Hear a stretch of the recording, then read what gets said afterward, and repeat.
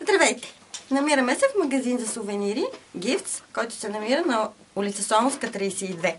Аз съм Пепина и днес искам да ви покажа как можете с много евтини материали, които дори може да имате в къщи, да приготвите за вашите приятели малки симпатични подаръчета, с които да доставите радост.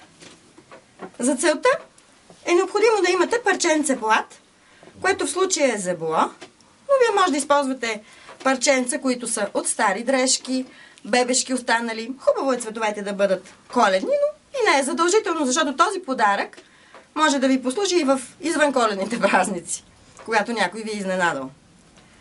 Така, аз съм си приготвила, както казах, това парче плат, няколко малки, дребни, симпатични неща. Това са малки бисквитки, бадеми, монетки. Можете да имате монетки от 2 стотинки, от 10, с каквото разполагате. Също така, тук имаме сушени плодове. В случая ябълки, ягоди, черешки. Има ги навсякъде, продават се. Освен тях, тъй като ще направим подаръчета и за мъже, и за жени, за украса съм използвала за мъжете люта чушка, за по-пипърливички характери, а за жените с ароматна канела, да има сладък и ароматен живот. Последното, което бихте могли да поставите вътре, това е жито. В случая дори тъй наречената груха на пшеница и няколко бомбона. Така, да започнем, за да ви покажа как се получават нещата. Можете да залепите и с обикновено лепило.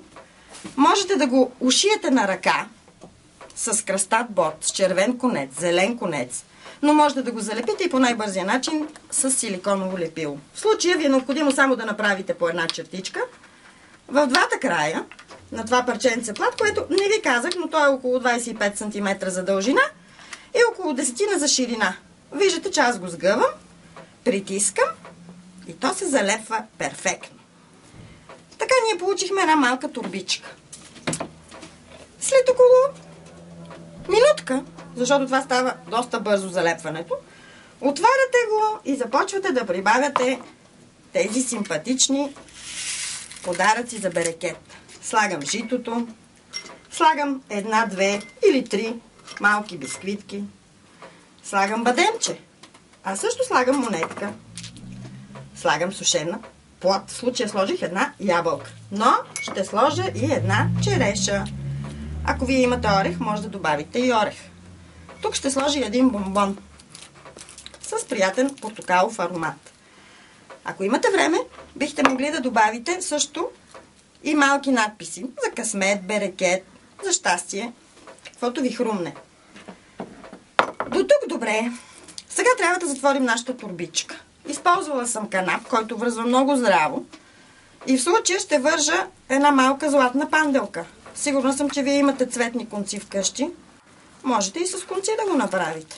Пристегнете хубаво, за да получите една малка симпатична турбичка, като тази на дядо Коледа. Вържете добре. И нашата турбичка е почти готова. В тази турбичка можете да подпъхнете, в случая за жена, парченце канела. Не е много трудно да го пъхнете, защото турбичката е мека в горния край. И така получавате една симпатична ароматна турбичка.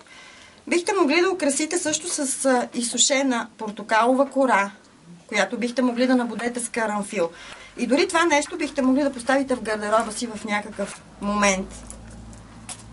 Ако решите да направите подаръчето за мъж, сменете канелата, сложете червена панделка или зелена и добавете една люта чушка.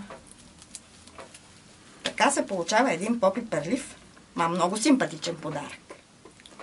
Вие бяхте с Пепина, магазин на Солунска 32, Gifts. Пожелавам ви весели коледни празници. Бъдете щастливи и добри!